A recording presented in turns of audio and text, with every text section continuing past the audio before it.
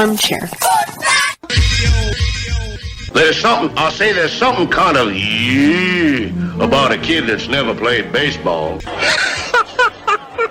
We have been hoodwinked, bamboozled, and flat out deceived. Why did you get so drunk? You got drunk. I'm just really exhausted. What's in that cup? My Cokes. Do you have any idea how important it is? We're trying to save the pub cup. Really, this is what you're doing? Chief, what do you want to do tonight? Same thing we do every night. Try to take over the world. 106 miles to Chicago. We got a full tank of gas, half a pack of cigarettes. It's dark, and we're wearing sunglasses. Hit it. Armchair. YouTube Live. Radio station. The radio station you can call your own. Do you know what listeners like about our station? I like everything. It's always on my radio. We never stop the music, except for now, when I talk. You're listening to Braves Country with Mac McGee and the Armchair Quarterbacks. We're here live weekdays, 3 p.m. Eastern to 5 p.m. Eastern, WQEE 99.1 FM, The Key, and simulcasting on YouTube.com/@Braves Country. Your first choice for Southern sports. Good afternoon, I'm Mac McGee, and I don't know much, but I know one thing. They are really, really ticked off in Indianapolis, man. Taylor holding out. Armchair. Community Access Channel. He's the armchair quarterback. He's full of beer and he's full of snacks. The all-American man. Hey, howdy, hi, and how the hell are you? Well, we're not doing too damn hot. I know that much. Because what in the world is going on with your Atlanta Braves? This is getting ridiculous to the point it's one thing to lose a couple to the Cubs. Spencer Strider gets blown out, and I mean blown out, off the mound. And essentially what we have is an Atlanta Braves team that's going into tonight. It almost feels like despair. Now, I know that we still have the best record in baseball, but not by much anymore. We've been really spitting the bit. We barely have the lead over Baltimore. Get into that in a second. But then tonight is going to be a difficult one because Yonny Chirinos, look, we picked him up off the trash heap. You can't expect wonders from him. Yonny Chirinos is going to be on the mound tonight, and he's going up against Mitch Keller.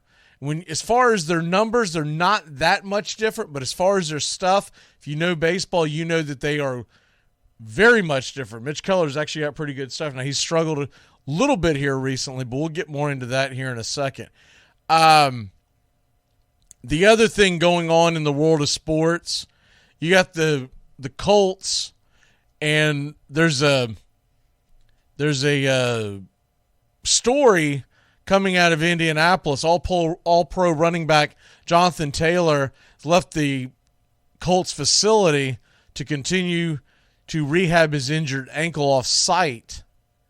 That's going to be a problem because there's going to be pushback back and forth between the Colts and Taylor. Taylor's going to say he's working on his injured ankle. They're going to say, we want you. This is any team.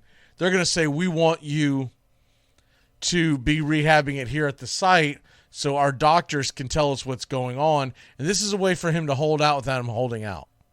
This is a way for him to get paid but not hold out. And so Taylor has been on the physically unable to perform list since July 27th. The team attributed the decision to off-season ankle surgery, but then again, remember, he's been wanting out. So we keep an eye on that as the days roll along. We get closer and closer to the football season. Georgia fires their staffer who survived the fatal car crash and evidently sued the Georgia Bulldogs. This is a story coming from ESPN. University of Georgia has fired football recruiting staffer who survived the January crash that killed Devin Whitlock and another recruiting staffer less than a month after she filed a lawsuit against the university's athletic association. Victoria, but I guess she goes by Tori Bowles, was dismissed because she refused to cooperate with an internal investigation into the crash. So we'll keep an eye on that as we go over on what is crack-a-lackin' today. The other things going on, and this I don't really get into because I know that it's all just a publicity stunt. This isn't real boxing, et cetera, et cetera. But Logan Paul says here is set to face Bellator's Dylan Danis in a boxing match. Now none of these guys are taking on the elite boxers. They're doing this all off of their very popular social media. It's not just YouTube, it's several different outlets. But evidently he does draw a crowd, and it should be interesting. The card will be promoted by United Kingdom influencer boxing promotion Misfits. I haven't heard that, but then again, I don't live in that world. So those are some of the things that are going on. And of course, the big thing, if you woke up this morning, you probably saw it. I saw a piece of it just as we were heading on to the air yesterday, so I didn't really make too much of a comment. But the Orioles have suspended. They didn't fire. They suspended broadcaster Kevin Brown for his comments about the Rays struggling against, or about the Orioles struggling against the Rays over the last several years, not winning a series. Now this is 2 weeks ago, and that's why I think there's something more to this. 2 weeks ago, he makes these comments, and if you look at the card that's on the screen when he's making these comments, it was put together by the production team. And anybody who's been in this business very long knows he didn't do that. Kevin Brown didn't put the damn production card together. That means everybody in the truck should be suspended. So I think there's more to this. I think they're using that as an excuse. I think there's something much more to this, and we wait to find out more on that, because it doesn't make a whole hell of a lot of sense. Now realize something. This is being broken by Awful Announcing. They have a Twitter handle. Awful Announcing's been around for a while, but they're also kind of TMZ-ish. And Awful Announcing doesn't realistically do their homework per se. They've been known to be wrong in the past, and it says they're the ones that released the clip, and maybe we'll play it for you later. But the clip, there's really much to do about nothing. He's just laying out that they had lost every series in Tampa since 2018. Nothing to the point where you're like, damn, man, you're going to be in trouble. No, he's just laying out facts. And it's to the point where there's a lot of broadcasters going to his aid. Michael Kay, probably one of the more famous broadcasters in the country right now, New York Yankees play-by-play man. He had his back and basically said, this is a bunch of horse manure. That's the short of it. I still think there's something more about this. There's got to be, because there was nothing there that most broadcasters for these teams have not said in the past. He didn't put them down. He just laid out facts. The facts were that Baltimore going into that series had been... Now here's the thing. The Angelos, the owners, they're the ones supposedly made this decision. I just feel like there's got to be something a little more to this. It smells bad. Not just if they did that, does it smell bad, right? If they made that decision. But the whole story just stinks. I don't think it was just those comments. It had to be something else. It had to be. Because it's 2 weeks. Terrible comments that come out that ticks off ownership, it takes about 2 minutes for the guy to get called into the office, right? So something smells about this, and I'm going to keep on looking into this and keeping an eye on, see if anything else comes out. USC commit cornerback Dakota Fields flips to Oregon after the news going to the Big Ten, so it's already begun. And the other big news, Florida State fans, the NCAA denies Darrell Jackson his hardship waiver. The story behind this guy, you might have heard it in the Sports Flash clip. Defensive tackle, played at Miami. He's from the northern Florida area. Began his college career at Maryland before transferring to Miami. Started 11 games last year, and evidently his mom is in pretty bad health. And she lives about 20 minutes outside of Tallahassee. And a little town called Havana. And he wanted to be closer to her. That's supposedly the story. I haven't seen anything that refutes this. This has been going on for several months. So I'm going to take the kid for his word. I seriously doubt his mom's faking an illness. So instead what's going to happen is he's going to have to wait a year. You hate it for the kid. Who knows what all went into this? I do know that had Miami said go ahead and let him do it, they would have gotten out of the way. So Miami blocked this. And so you kind of point the fingers at the University of Miami, but I'm not going to go crazy on it because maybe they don't believe his story. Maybe they have a reasoning for it. But I can just tell you this smells just as bad as the Kevin Brown thing. You're not going to let the kid play football. His mom is ailing, bad health. If it's a very serious health, what if this is the last season she could watch her son play? That's going to be a bad look. You're better off just letting the kid play and saying, you may not agree with his decision, but you're better off just letting the kids play. In today's day and age, you're better off letting the kids play, because what's going to happen is future kids who have committed to Miami see this, their parents get wind of it, they're going to be like, I don't want you going there, because they're going to try and block you.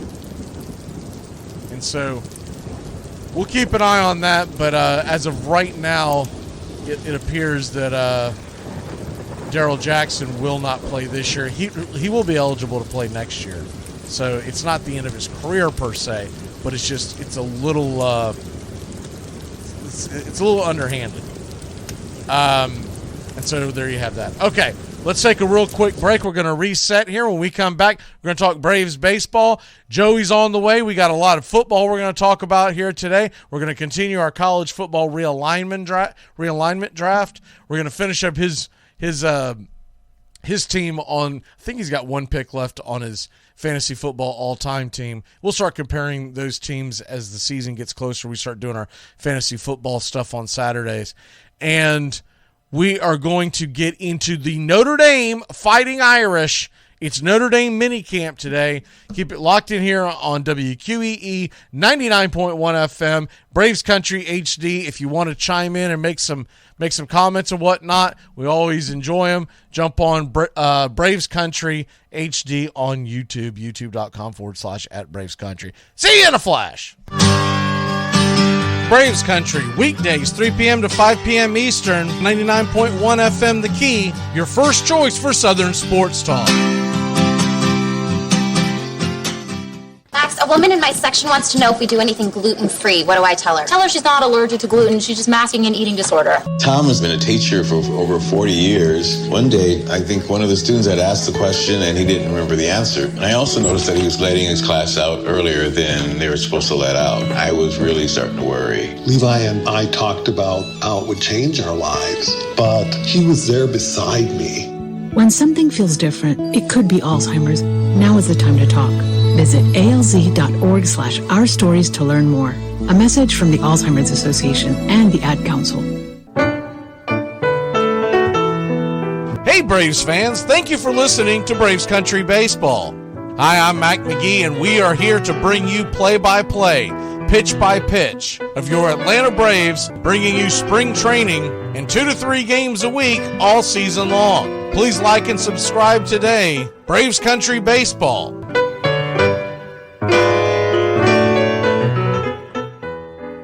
Hi, it's Jamie, Progressive's Employee of the Month, 2 months in a row. Leave a message at the... Hi, Jamie. It's me, Jamie. I just had a new idea for our song about the Name Your Price tool. So when it's like, tell us what you want to pay, hey, hey, hey, and the trombone goes, blah, blah, blah, and you say, we'll help you find coverage options to fit your budget. Then we just all do finger snaps while a choir goes, statements coming at ya, statements coming at ya. Yes? No? Maybe? Anyway, see your practice tonight. I got new lyrics for the rap break. Progressive Casualty Insurance Company and Affiliates. Price and coverage match limited by state law. You're listening to Braves Country. Weekdays, 3 to 5 p.m. on WQEE 99.1 FM, The Key. Please like and subscribe today. YouTube.com/@BravesCountry. When you were my age, did you ever have trouble deciding what you wanted to do with your life? No, I've never had that problem, really. Why? Forget it. I didn't think you'd understand. You take drugs, Danny? Every day. Good. So what's the problem? I don't know. I don't know.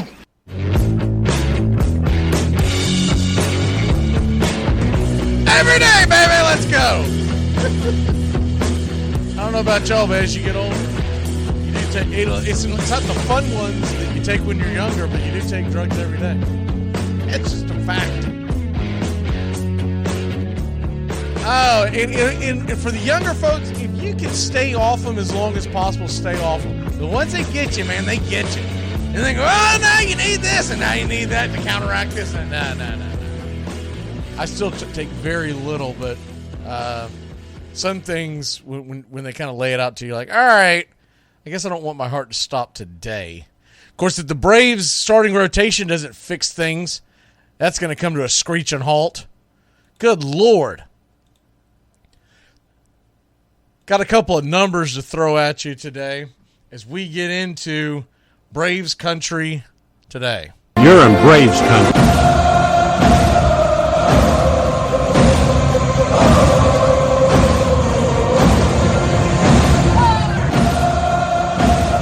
All right. Braves Country. Your Atlanta Braves drop another tough win, the long rain delay. Tell you what, that is tough sledding. That is a really long day anyways from work. And then of course, morning job, the show, doing some production stuff, and then the broadcast. And it's one thing if the broadcast is a nice tight around 3 hours, but when you're trying to do this and do other things, and that an hour and 15-minute rain delay, and I'm telling you, I looked at the radar over and over and over again. They spit the bit on that one. They could have started that thing at least a half hour earlier. And I'm talking about rolling off the tarps. They should have been able to roll the tarps off around close to, it should have been like a 20-minute delay, unroll the tarps. Would have been all in all, you should have been looking at maybe 30, 35, maybe tops 40 minutes. Instead, ends up being an hour and 15 or so. And the Atlanta Braves, now, you got to give them credit. You got to give the offense credit. They fought back. We were down 6-0 because Spencer Strider spit the bit.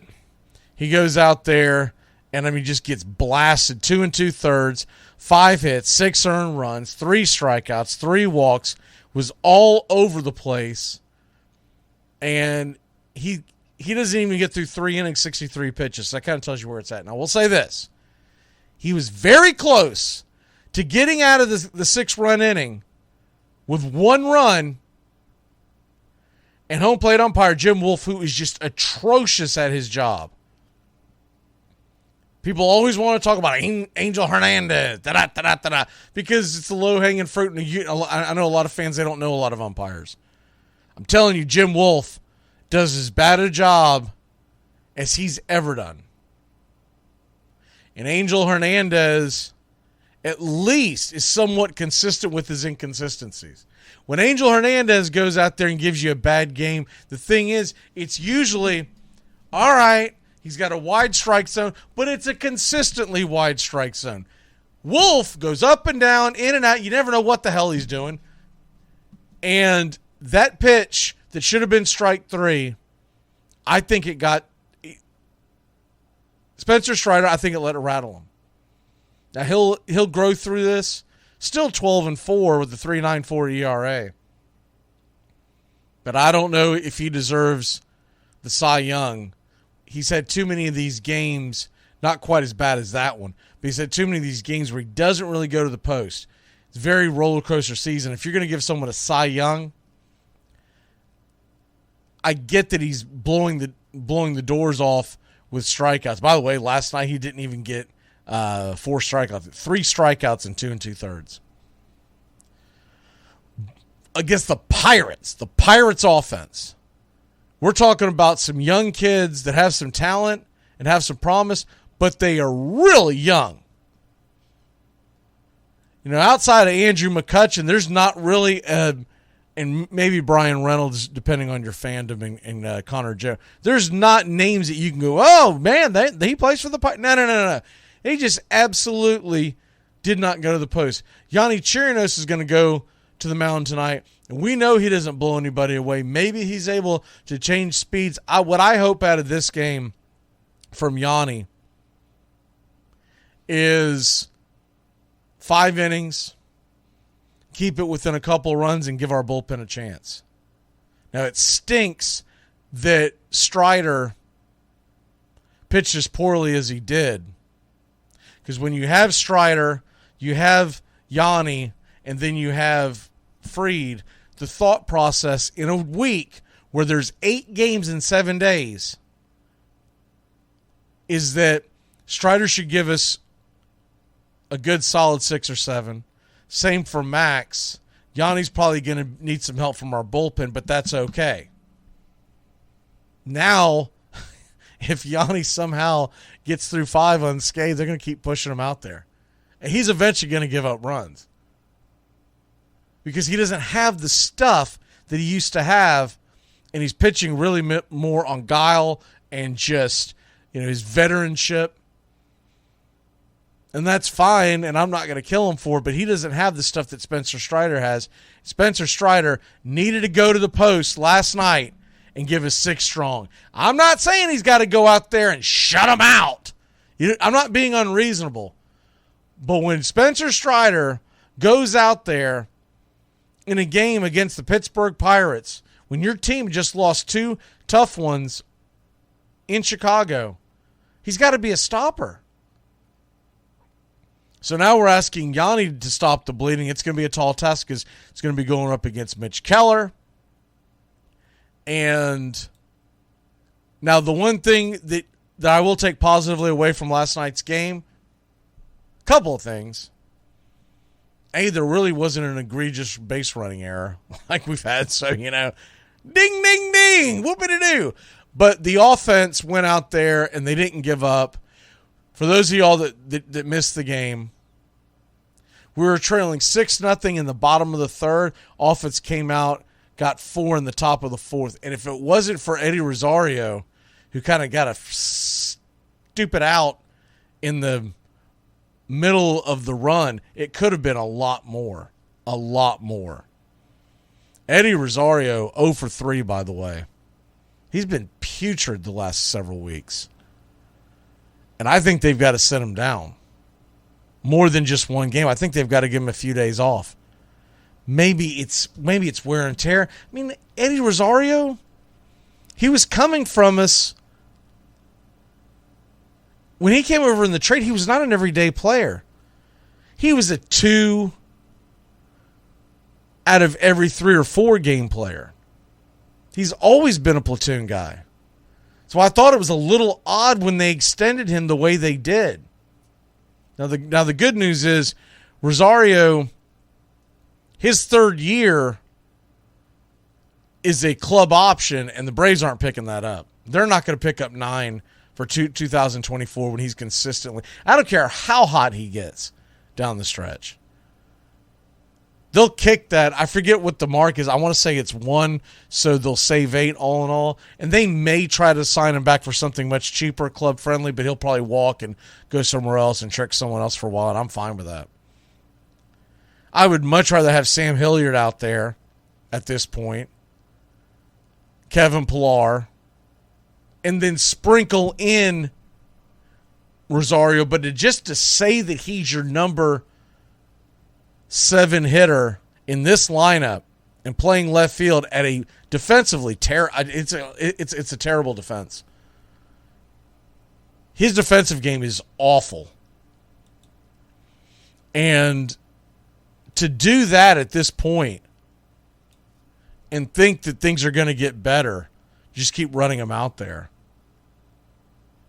It's a different situation with Orlando Arce when he goes through his slumps, because he still gives you a phenomenal glove.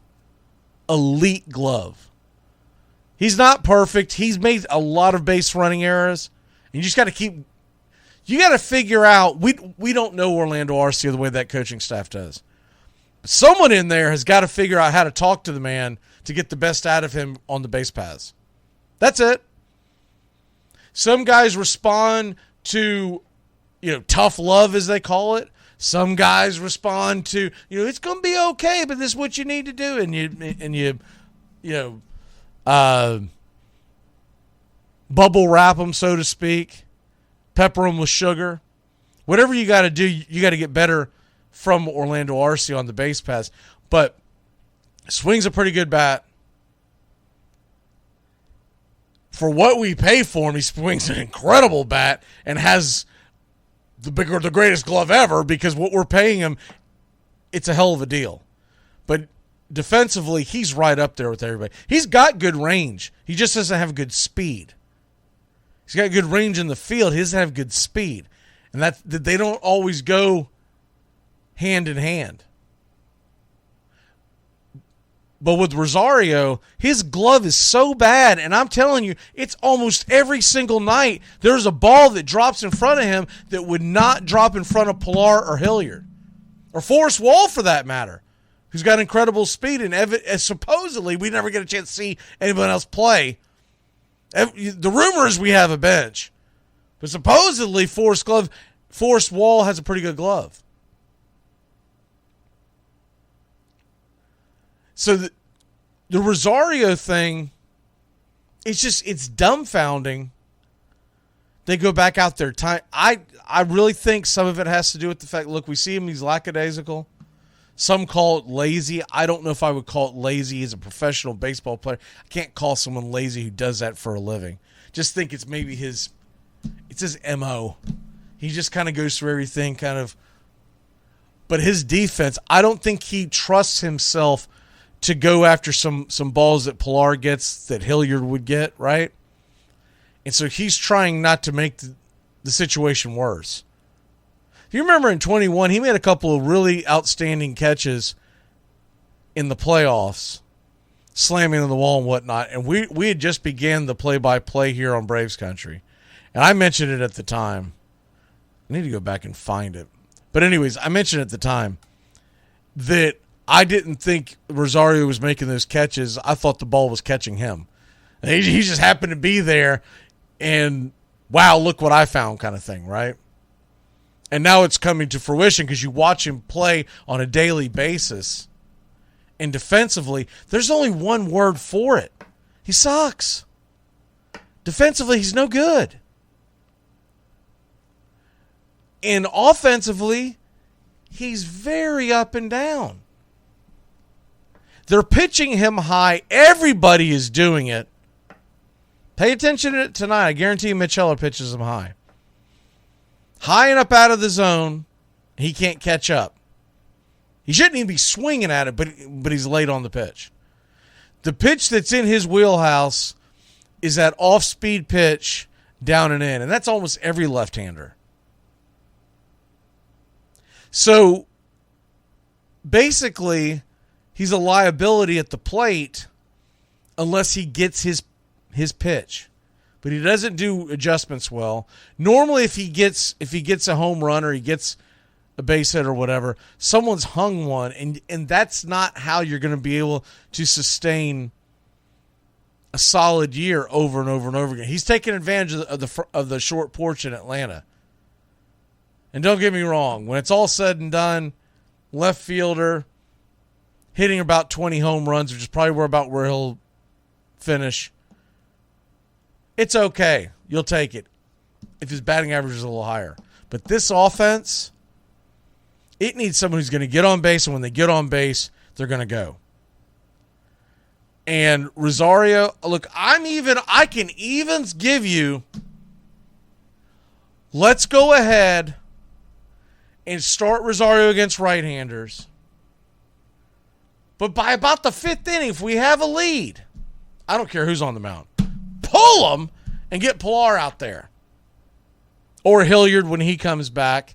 He has started his rehab assignment. I can't remember if I've mentioned that over the last couple of days. But he has, by the way, tonight, Dylan Lee is expected to do another rehab stint. He pitched on Saturday. Everything went well. They're expecting him to pitch again tonight. My guess, maybe one more go-around. We may see him by this coming weekend, but it really depends on how quickly they want to, and also depends on how he's feeling, but also how, is he locating the ball? And they've got a pretty deep bullpen at this point, but if they know they're going to bring Lee up this weekend, per se, so let's say if they say, hey, he just needs one more go-around, and we're going to bring him up against the Mets, right? If that's the case, one of these pitchers is going to get worn the hell out over the next couple of days. And then they're going, bye-bye, you're going to Gwinnett. So we look forward to that with Dylan Lee. He'll come back, and at that point, I know they're not a hitter on all cylinders right now, but all in all, the bullpen's playing pretty damn well. It's our starting pitching that's killing us. You're going to have a three-headed monster back there from the left-hand side of Minter, Lee, and Hand. And when Hand is realistically your third option from the left side of the bullpen, that is a stellar bullpen, my friend, going into the postseason.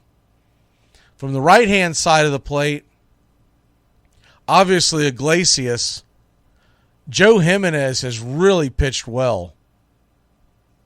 They sent Heller down a few days ago for folks that might have missed that. But I'm looking at the big picture, come October.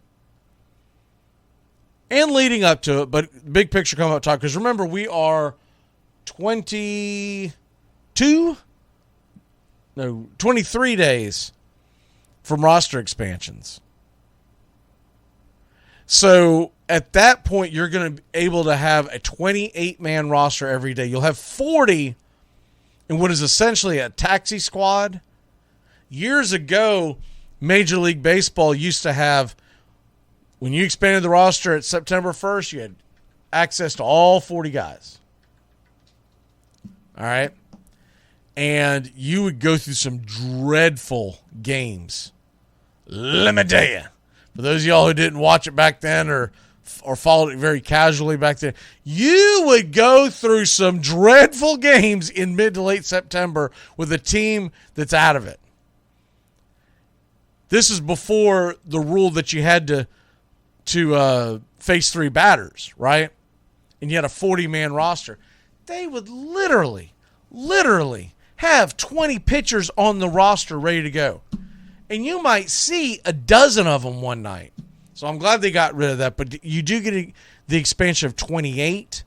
And when you get to 28, it's going to open up some things. At some point in the middle of September, towards the beginning, I want to say it's the 10th, 11th, it's somewhere in that neighborhood. I might be off by a day or two. But Nick Anderson should be back. Jesse Chavez will be back sometime in September. They're taking his time with him. You're trying to tell me that a bruised leg is taking this? They're taking his time with him. Like Jesse Chavez, damn near 40. What are we gaining from rolling him out there? That's what if the Braves were 2 down to the Phillies in the NL East right now, Jesse Chavez would have already been back. They're taking his time with him because they want him ready to light it up and let's go. So when we get to the postseason, I fully expect, so I named the 3 lefties. Minter, Lee, and Hand. That's what we expect. Remember, Lucas Litke was DFA'd, and he did not work out. Wish him well, but he just didn't work out. The Yankees traded him in the offseason, and I guarantee you when they saw the news, they go, suckers! Oh, they got us on that one. But So going into an October rotation, or October roster, I guess is what I should say, you're going to have those 3 lefties in the pen, unless one of them is just doing terribly, assuming health. There's no way that they don't have all of them in there, right? On the roster, because you want the option of having that many lefties, especially depending on the matchup, but you want that option.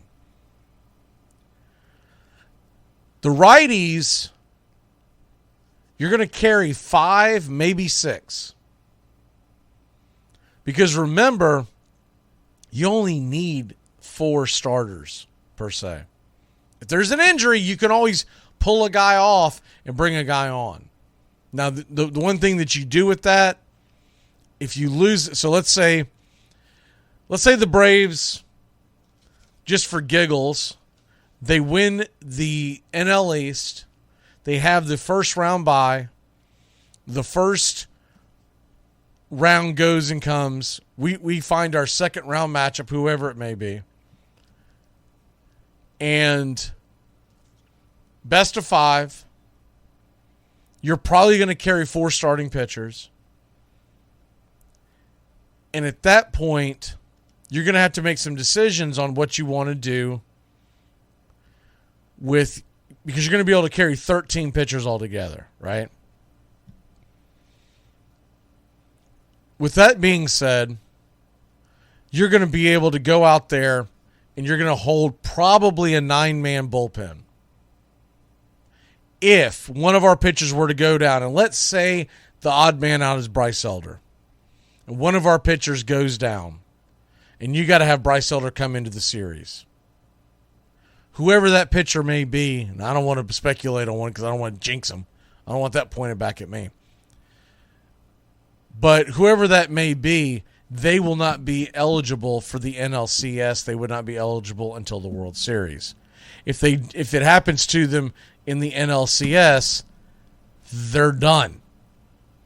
So you cannot play the next series if you are injured. The reason why they do that is someone doesn't go out there and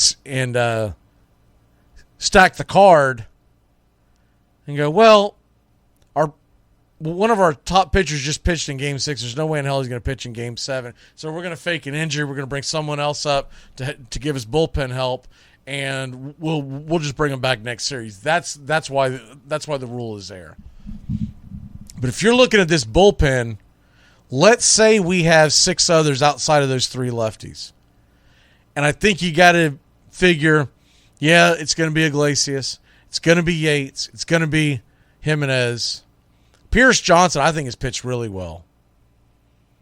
Just because of his experience, they're probably going to. A lot of folks don't want to hear this. Colin McHugh will be there because he goes out and he gives you. And the thing is, you play a 5-game series. Not every single game is going to be an airtight. Let's go. We've got the lead. Our starter went out there and pitched 6 or 7 strong. We're trying to slam the door. Not every game is going to be like that. And if you have a bad outing by someone and they got to rush someone out there, Colin McHugh is going to be the guy. He's going to be the first guy they turn to. Probably right after that. If Ben Heller can get back to where he was, they'll be fine, but there's some concern with him. But I'll tell you what, man. Michael Tonkin has been a godsend. He's been an innings eater. He came in last night when Spencer Strider struggled, and he gave it what, 1 run and went several innings. And I think he's just got that funky delivery that he can go through a lineup once. I think he's tough to ask to go through a second time because once you see his delivery that second time, they start to pick up on it, et cetera, et cetera. But in that role, coming in the 3rd inning, and it's a high-scoring game, you're like, that's it. You got to, because the thing is, when you're in the postseason, you can't go, well, he's going to go out there and have to eat some innings, or we'll have to get to no. Everything is is treated as do or die. As much as the Braves and Brian Snitker put it on cruise control right now because they have such a big lead, they won't be doing that in October. The first sign of trouble, they're going to go grab you. And so I named off the main five that we're talking about here. So Iglesias, Yates, Jimenez, Pierce Johnson, probably Colin McHugh. And then number 6, that'll be interesting. You could go Yanni Chirinos too. Yanni could be a guy that you put into the postseason. But basically that comes down to you're not going to have Yanni, Colin, and Tonkin. It's whoever you think is pitching the best of those three. You're taking at least one. And don't forget, Nick Anderson could be back. So let's say we had Nick Anderson, and you have a situation of Iglesias, and I think the back of the guy, the way it's laid out on most of the depth charts, they have Kirby. I think the back of the guy with the stuff is Joe Jimenez. So let's say we go Eyeglasses, JJ, probably Kirby Yates then, Pierce Johnson, because I really like his stuff. That fifth guy's, if he's pitching well and he's healthy, et cetera, you got Nick Anderson, and then, of course, you also have Jesse Chavez. We hope Jesse Chavez is going to be there. We just don't know. But if it's the injury they said it was, I think they're taking their time with him. I think he'll be back up around beginning of September when they can expand the rosters. They can have a much deeper bullpen, et cetera, away we go. The rule is, as long as you are on the roster prior to September 1st, at some time in the season, you can be on the playoff roster. So a guy who's injured, like for instance, a Chavez or an Anderson, or even Kyle Wright for that matter, he doesn't have to be back on the roster by September 1st. They've already been on the everyday roster, so they'll be good to go. That's why back in the day, years ago, I mean, it's only been a few years now, but it feels so much longer. I guess it's been about 3-4 years. I guess it was 2020 that they started. They always blame this. Oh, the pandemic's going on, but we know what's really going on. They're trying to cut costs. You ain't got a horse manure us. But before that, you had the waiver system, and the waiver system would go all the way through August. I am so glad that is over with, because that was so damn difficult to explain to the average fan. Because it would make my brain hurt even thinking about the way that they would do it. Because you would go through the waiver, they grab them, they pull them back, they make the trade. They didn't make the trade. Okay, we didn't agree on the trade, so he stays on our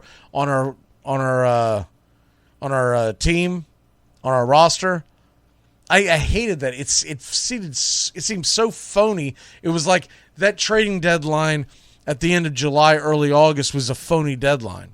Now it's a hard deadline. Once that is made, the rest of the season, until you get to November and we start talking about going to the winter meetings in December, and the season ends in November. The off season begins in November.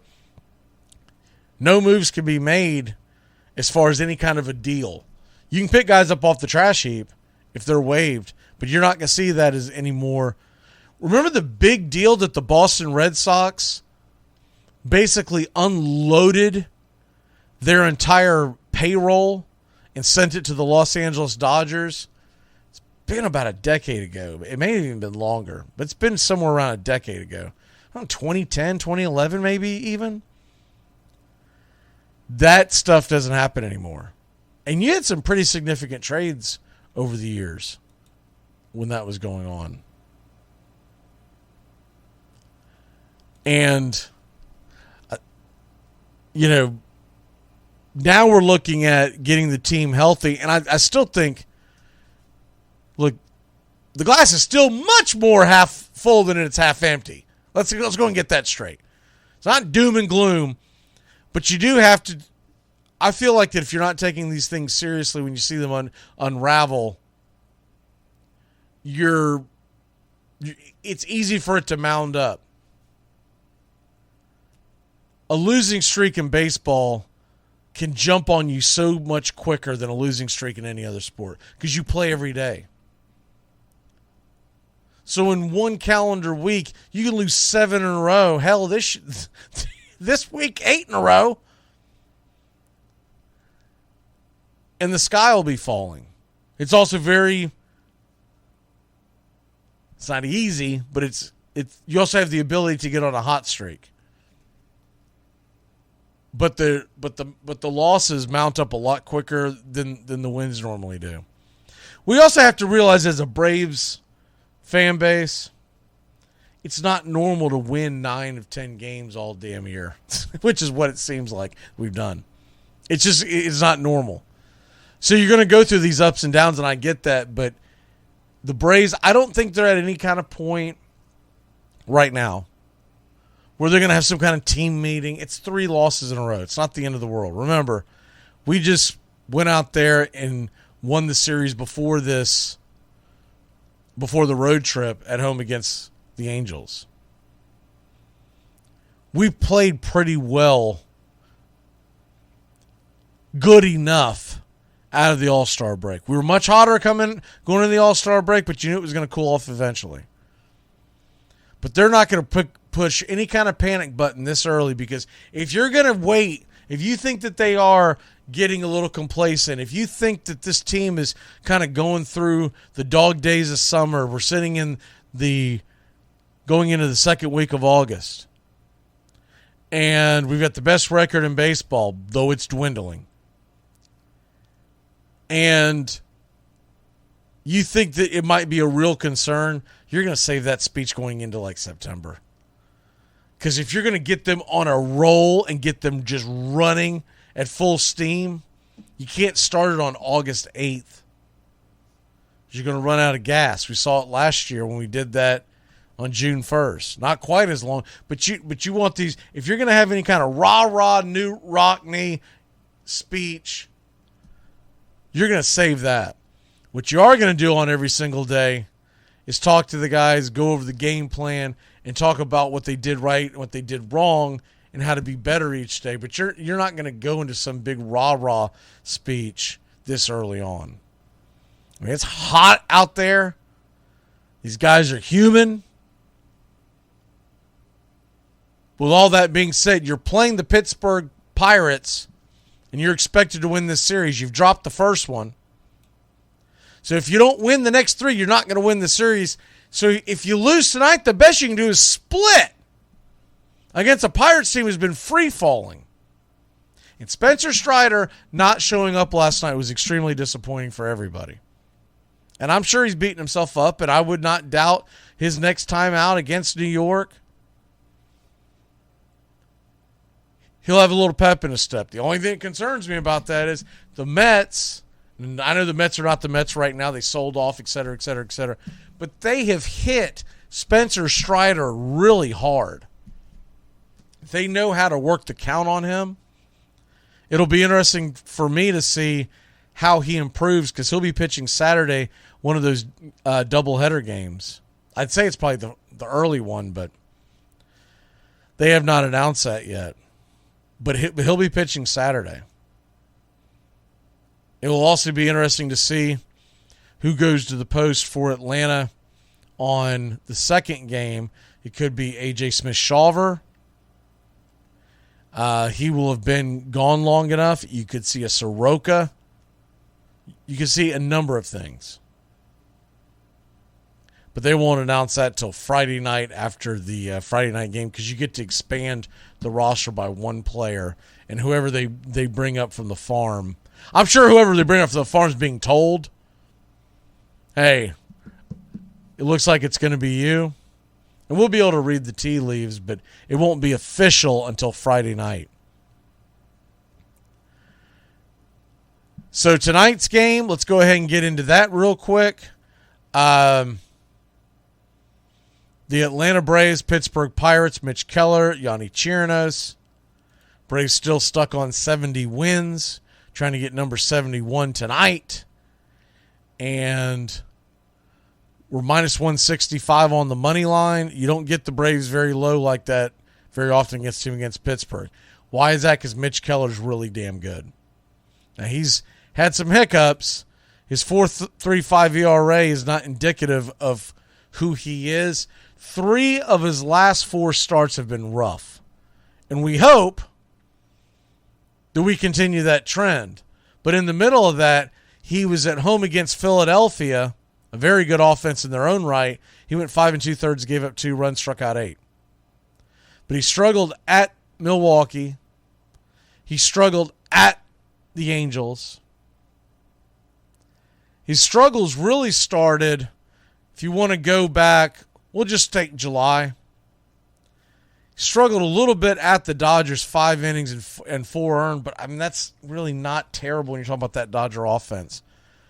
But when he's at home against Cleveland, I was almost thinking maybe this was a road thing, but the Cleveland Guardians, who do not have one of the better offenses in baseball, we saw that firsthand.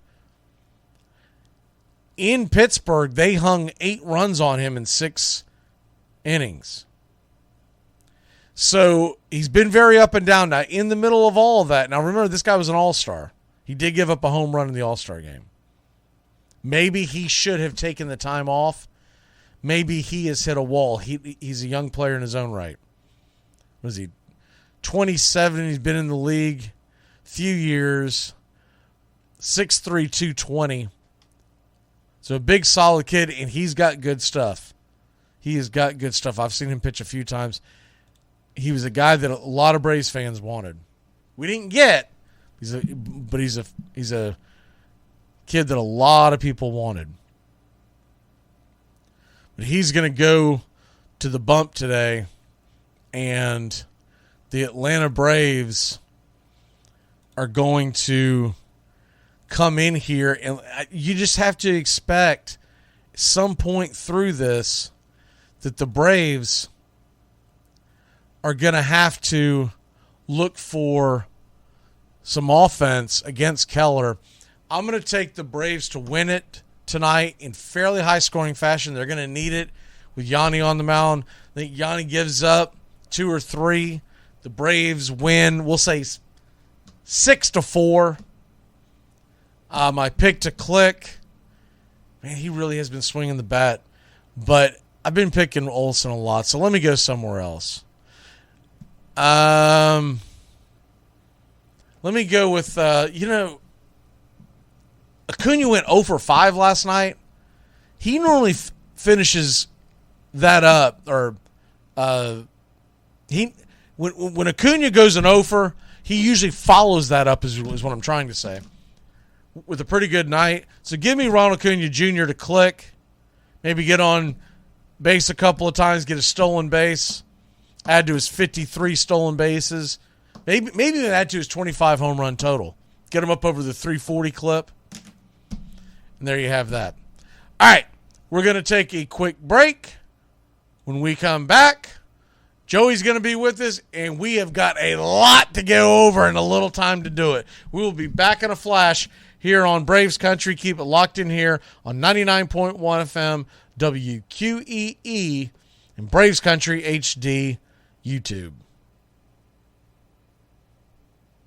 You're listening to WQEE 99.1 FM, The Key in Noonan, Georgia, home of Braves Country with Mac McGee and the Armchair Quarterbacks, weekdays, 3 p.m. Eastern to 5 p.m. Eastern, right here on The Key and YouTube.com at Braves Country. Armchair. You're listening to the Armchair Quarterbacks Sports Radio, #1 sports station. Good afternoon, and this is your Armchair Quarterbacks Sports Flash. Good Tuesday afternoon. Hopefully our Atlanta Braves can have a better Tuesday night. They're coming off of a 3-game skid, 2 to the Cubs, 1 to the Pirates. Braves are back in action tonight, 7:05 first pitch. We'll have pitch-by-pitch, play-by-play of your Atlanta Braves right here on youtube.com/@BravesCountry. Find Braves Country HD today for pitch-by-pitch, play-by-play, and all of your Southeastern sports content. Tonight, the Braves will send Yanni Chirinos to the mound, 5-4 with a 4.42 ERA versus Mitch Keller, who's 9-8 with a 4.35. Other games of interest around Major League Baseball. Phillies host the Nationals. They've got a doubleheader today. Williams versus Wheeler in the early going at 4:05. While 7:05, it'll be Josiah Gray versus Ranger Suarez. Marlins are at the Reds, 6:40. Braxton Garrett versus Luke Weaver. Twins and Tigers, 6:40. Cardinals and Rays, 6:40. At 7:05 on TBS, it's the Astros versus the Orioles.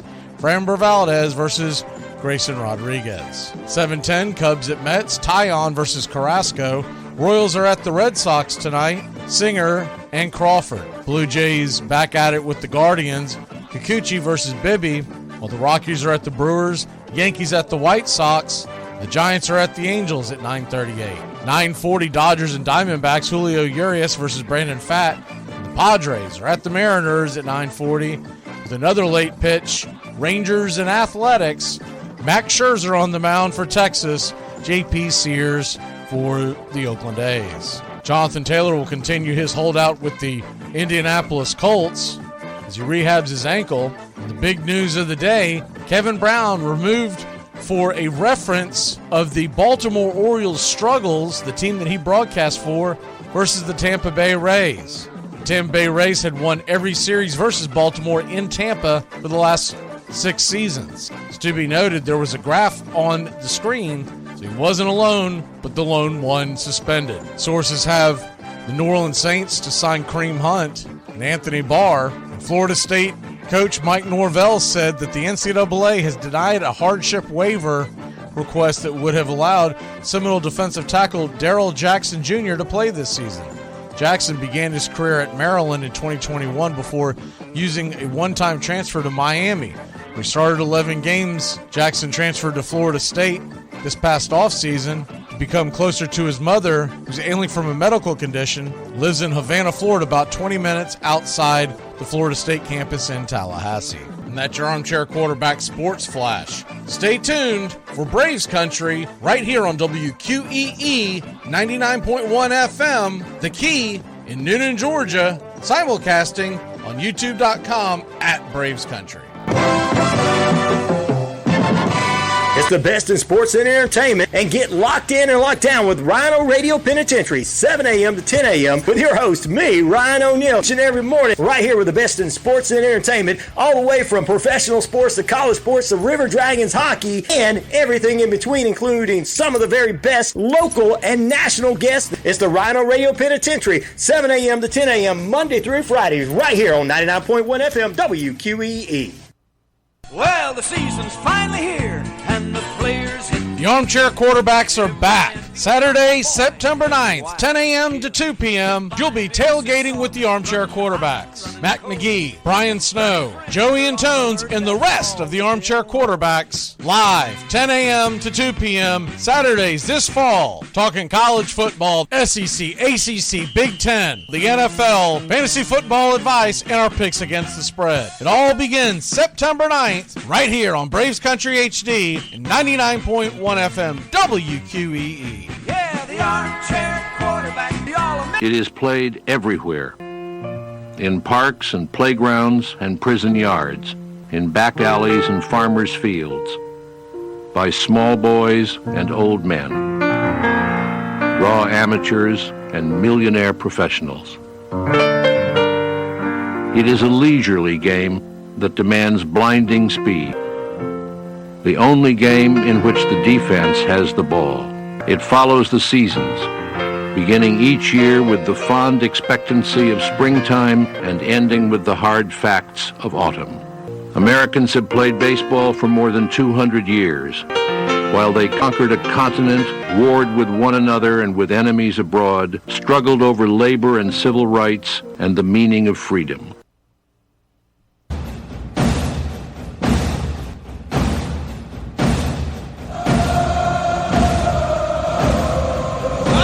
Braves Country, let's get it!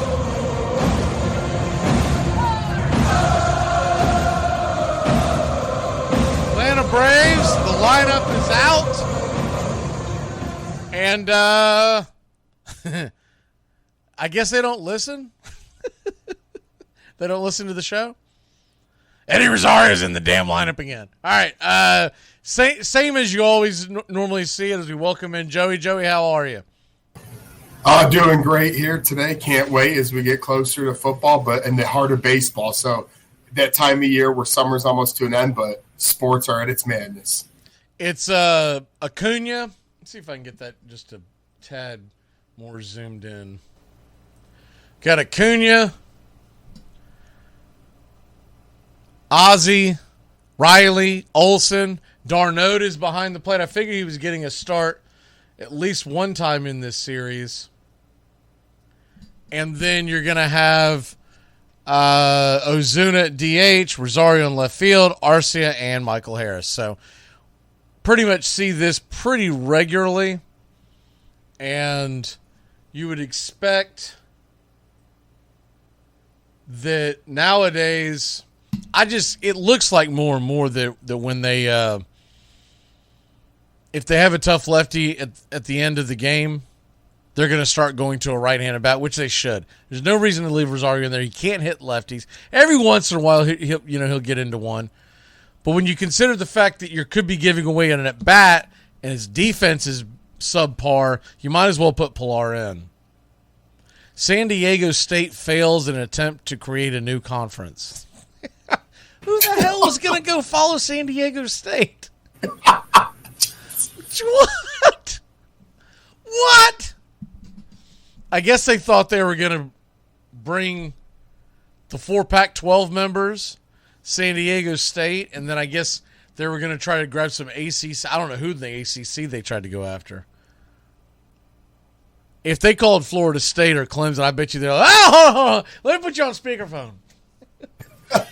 Say it again. You want us to do what with who?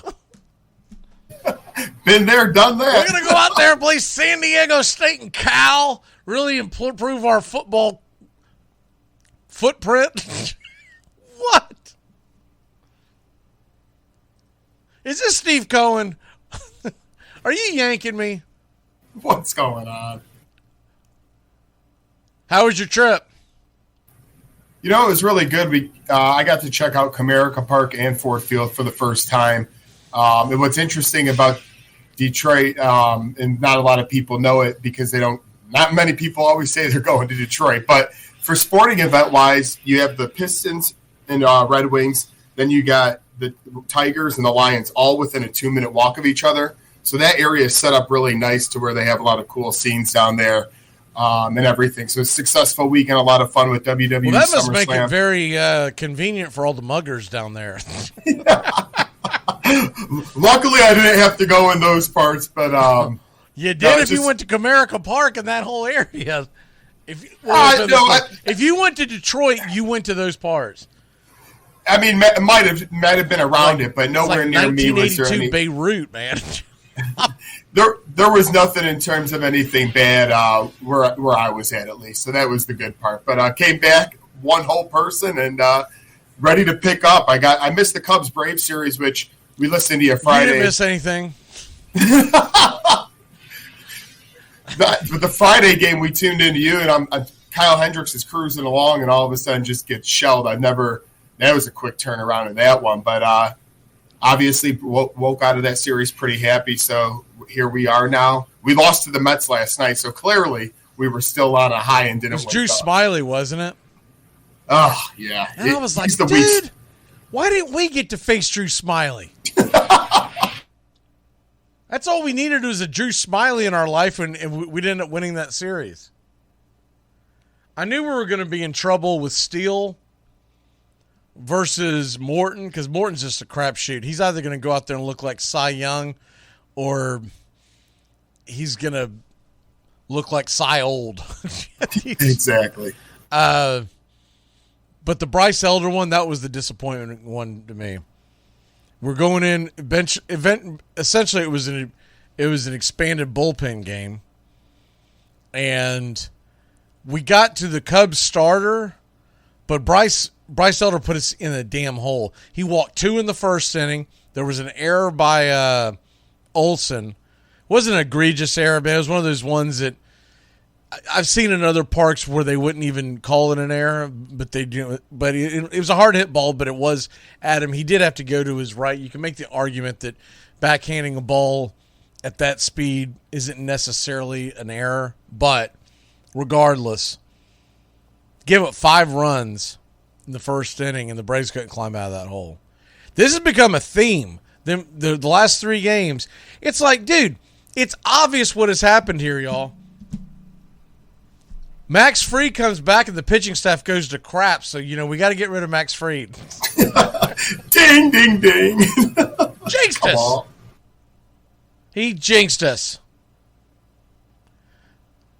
Now, I mean, he's the only one that's done anything. I mean, the last 3 games have just, it's been terrible for the starting pitching.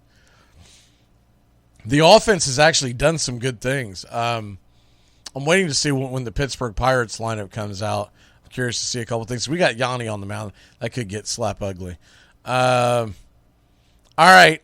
So first things first, we got to get a couple. The first thing we got to get knocked out for you is we got to get your team drafted.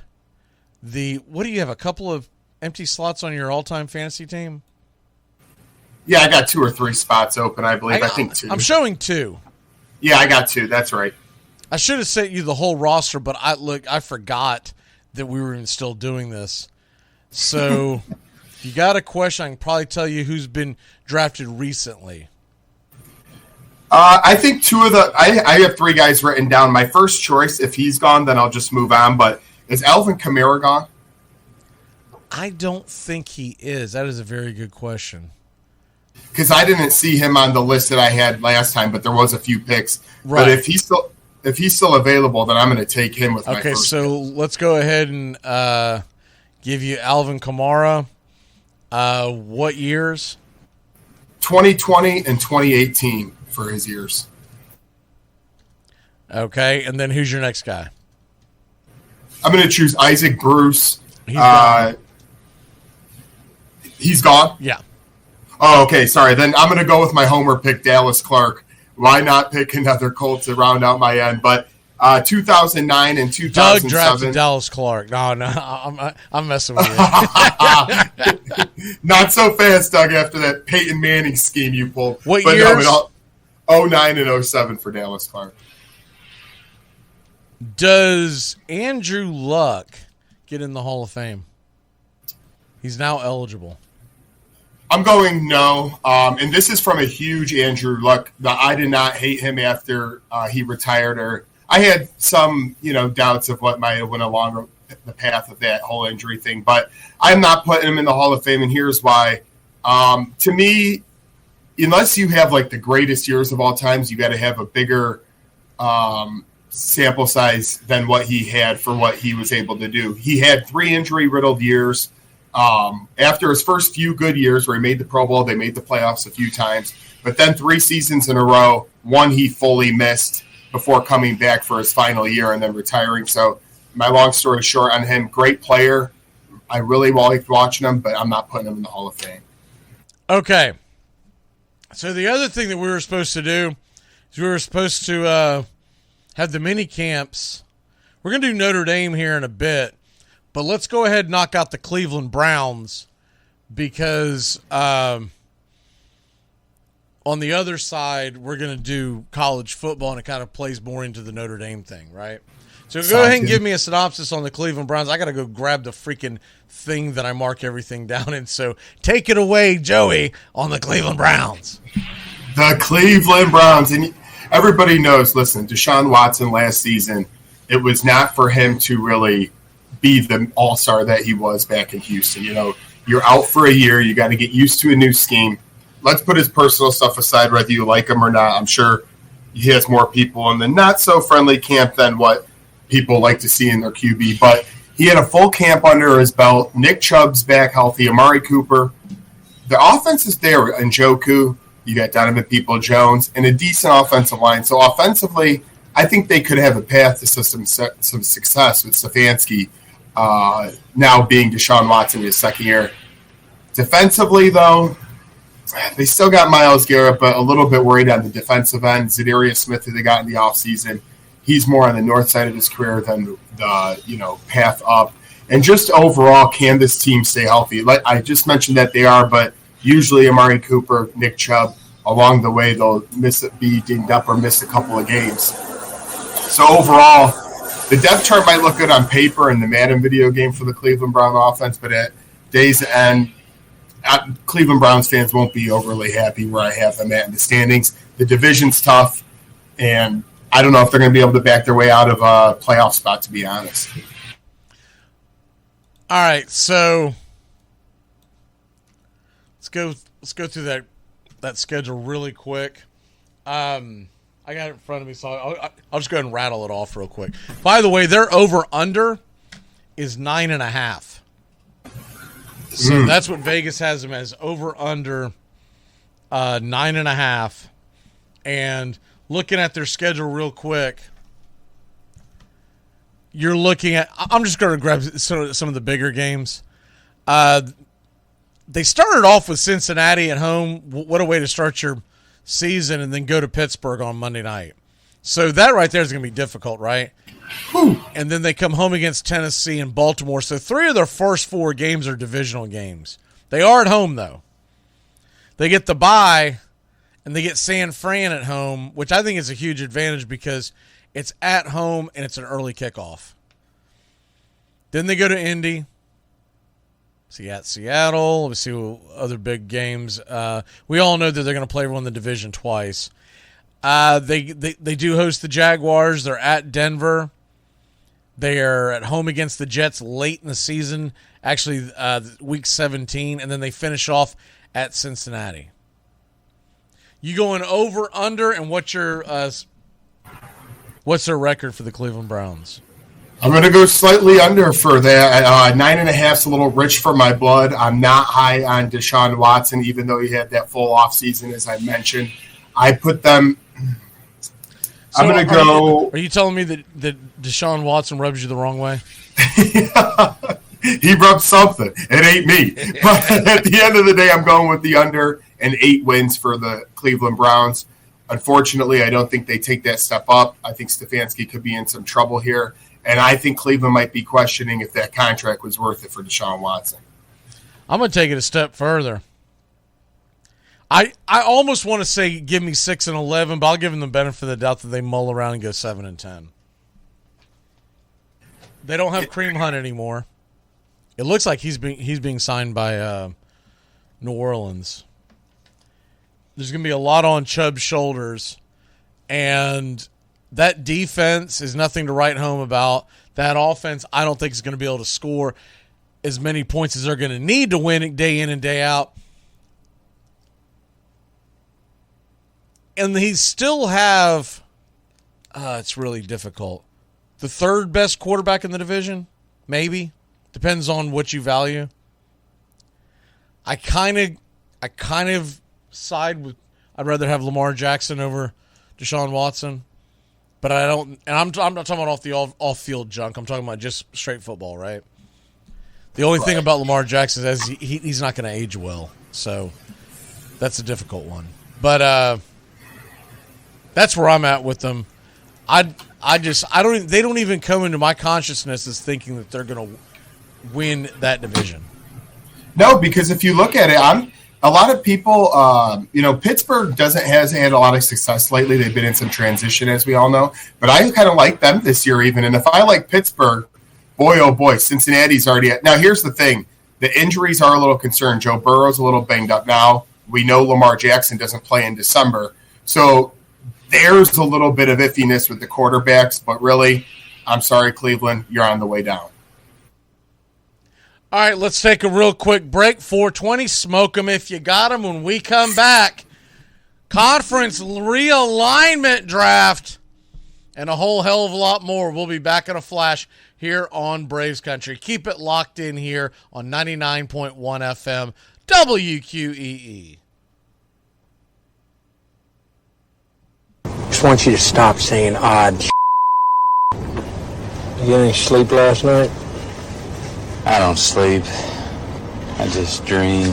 Well, the season's finally here, and the players hit. The Armchair Quarterbacks are back. Saturday, September 9th, 10 a.m. to 2 p.m., you'll be tailgating with the Armchair Quarterbacks. Mac McGee, Brian Snow, Joey Antones, and the rest of the Armchair Quarterbacks live, 10 a.m. to 2 p.m., Saturdays this fall, talking college football, SEC, ACC, Big Ten, the NFL, fantasy football advice, and our picks against the spread. It all begins September 9th, right here on Braves Country HD and 99.1 FM WQEE. Yeah, the Armchair Quarterback, the All-American man.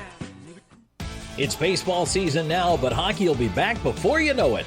Join the Columbus River Dragons as they celebrate the team's 5th anniversary season in 2023-24. Season tickets are on sale now with no price increase from last season. Lock up your favorite seat for every exciting moment. Call the River Dragons at 706-507-4625 or go online to rdragons.com. That's rdragons.com. River Dragons Hockey. Get fired up.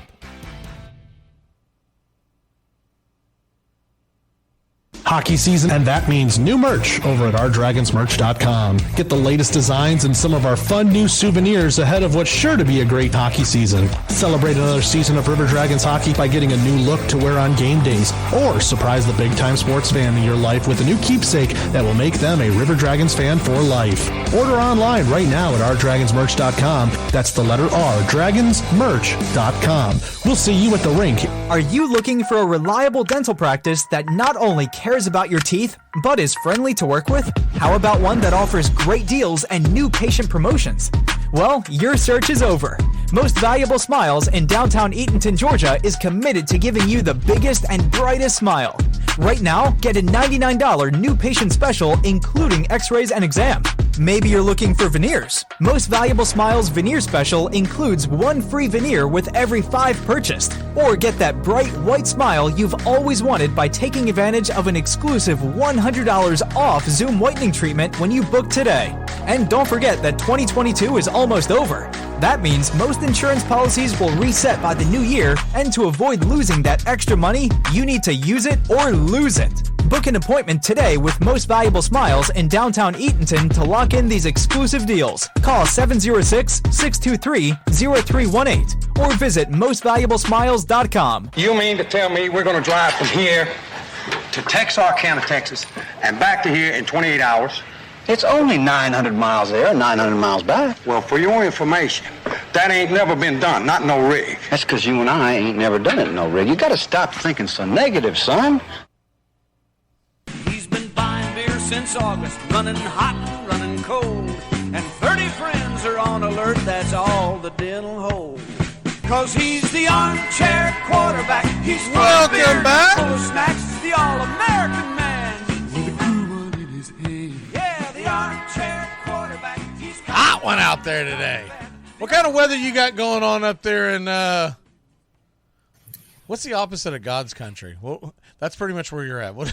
The devil's lettuce. It's about 80 degrees. 80 degrees in the devil's armpit. About 80. Oh, well, that's rough, I'm sure. Oh. Man, it is scorching around these parts. They said the heat index here, South Georgia, northern Florida area, they said it was going to be up the heat index 118. Oh my! Yeah, what the deuce? Even the pool feels probably like bath water at that point. Oh yeah, I'd still rather be in it. True. talking to your goofy ass. Hey, you could always hit the exit button on my screen. I'm going to hit the exit button on my screen first and let you talk. I'm going to go jump in the pool with the dogs. Fair enough. Grab a cold one, call it a day. If the water wasn't boiling right now. Be careful. For the next 35 minutes, Joey will be reading you the phone book. The Colts roster from 1 to 75. See, Atlanta, is it really that cool? It's only 82 degrees? Wow. Raining quite a bit in the Georgia area past couple of days, but 82 degrees, what's that like? Okay. So I know we got to get into the draft, got to get into Notre Dame. I feel like, am I forgetting something?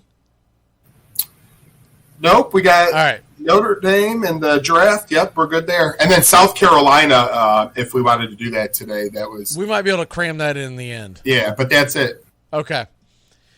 Because I don't have all the stuff in front of me all the time. But, yeah, it's 97 degrees right now, and the heat index is 113. Other than that, it's a great day. It's a great day to be alive. Stay inside, Like they're folks. showing rain clouds coming down, and they're just evaporating before they can get here. The sun is scorching them.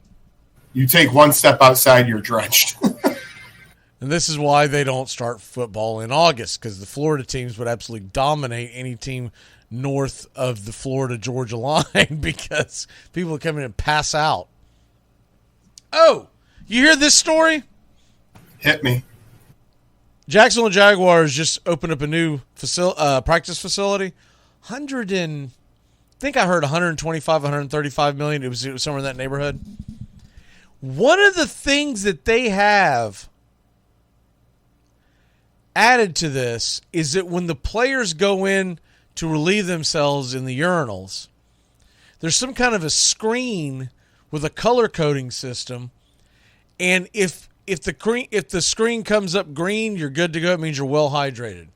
Yellow means you need to, you need to stay on top of it. You need to drink some fluids. Red means you have to go talk to one of their trainers and get yourself right because you're in the danger zone. I dig it. Purple, if it shows up purple, it indicates that your last name is McGee and you just woke up off of a bender.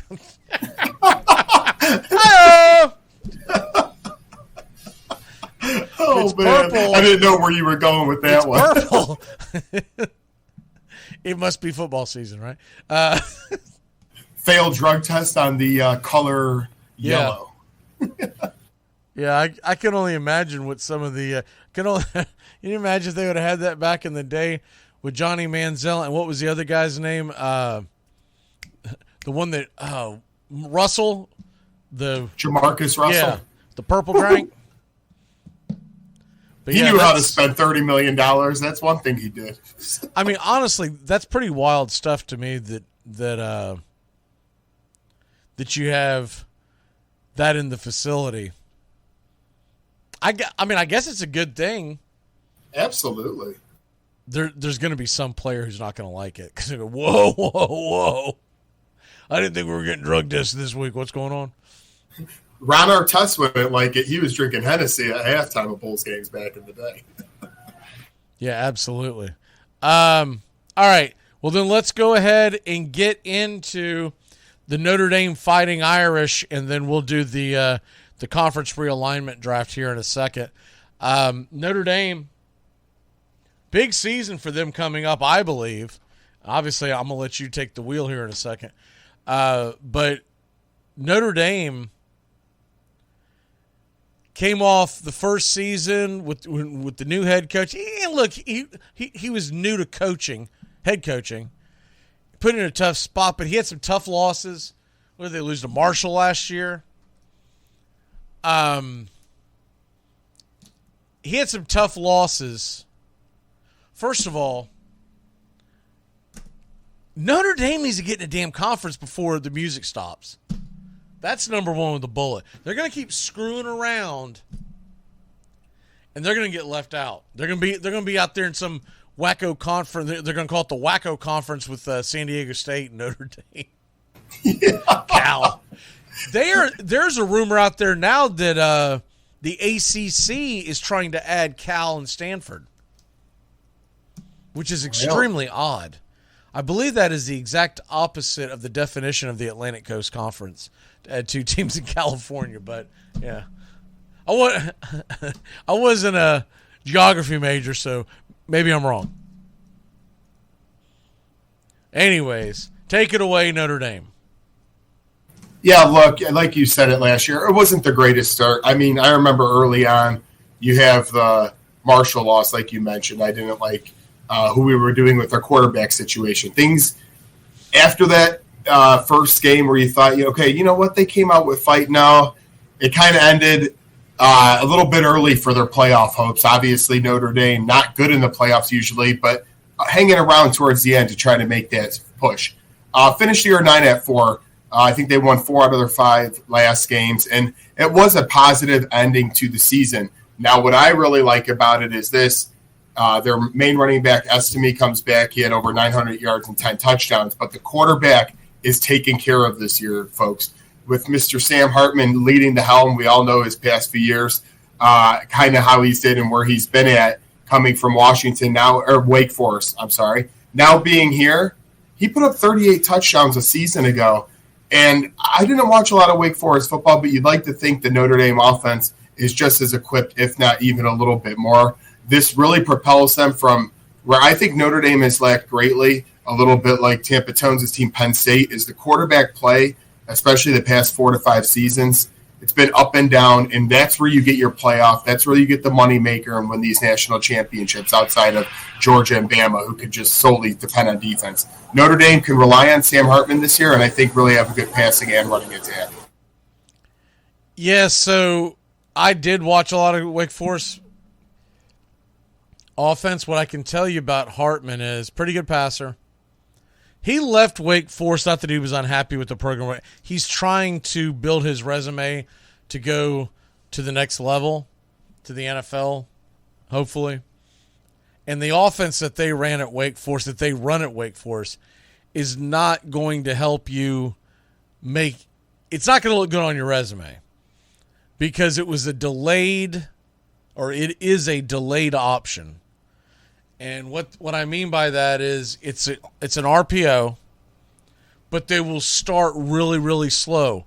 They will like almost walk towards the scrimmage, wait for the defense to commit, and then he's either going to hand it to the running back and he's going to take off, he's going to pull it back, he's going to throw, that kind of stuff. So the negative would be is he's not going to use that same offense in Notre Dame. The positive is going to be he should have much better receivers at Notre Dame. I also believe that he was also a pretty accurate passer. I don't recall him ever being known to have the strongest arm, but he was pretty accurate. And with what I just laid out, what the offense used to be, his decision-making should be pretty darn good because it's literally left up to – it's almost like playing point guard. That's the best way I can describe it. It was one of the 3 games that the Seminoles lost in a row, and it drove us nuts. But when you're not used to that offense and it sneaks up on you, I'm telling you, it is almost the equivalent of dealing with like the old school wishbone, where if you don't see it very often, you're like, what the hell? And you know they only have a limited amount of hours during the week to get ready in college football nowadays because of all the regulations and rule changes. You hope for the best. So now he goes to Notre Dame, and I would assume, my guess is he went there because he's being told the offense is going to be much different. You're not going to ask me to do this kind of stuff. You're going to ask me to go back there and just rock it, cock it, and fire it, right? Right, and that's exactly what we need. It's been a juggling situation of quarterbacks. I really think now, yes, I kind of maybe make him sound like he's going to be the next Jesus of Notre Dame. No, but he's just going to be a lot better than what we've had recently. So I'm really excited for this season. We'll get to obviously scheduling the picks in a minute, but there's a path for this team to maybe have some really good success this year. Yeah, I think that Notre Dame,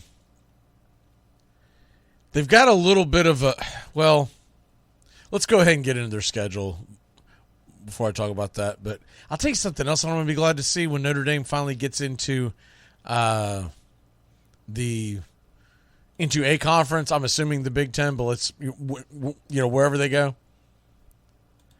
is when you go to look them up, whether it's in a magazine, which I'm old school. I'm always till the day I die. Yep. I go out and I get these college football and NFL, and I even get one MLB annual every single year. I like writing it down. It keeps it more organized. But you have to search and find out where the damn independents are. And I remember there was one book last year, they didn't do it this year, that actually slid him into the ACC. I was rifling through, we're about to do one of these shows, I'm like, where the hell's Notre Dame? Where the hell's Notre Dame? Oh, well, they slid him into the ACC. But, yeah, traditionally, they're in the independent section, but that's always, like, stuck in the middle. Like, you don't know where to look at it on, and it's every site I go to, it's the same situation. Anyways, let's go ahead and get into their schedule. Bit of a tough start. Let's see now, is this the... Let's see what we got here. I'm trying to figure out what they did to me here. All right. Well, I'll just have to go old school. This is the reason why. This is the reason why I still put the magazine. I go to pull up the Notre Dame Fighting Irish schedule. It says 2023 on this site. They're showing me the 2022 schedule, and they're showing me the results. That's how I knew that. I was like, wait a minute, what the hell's going on? That makes sense when you said tough at first, because I know how treacherous it was. Luckily, this season, the start is not as tenuous in the scheduling. With you'll see week one, we face Navy overseas. That will be pretty cool.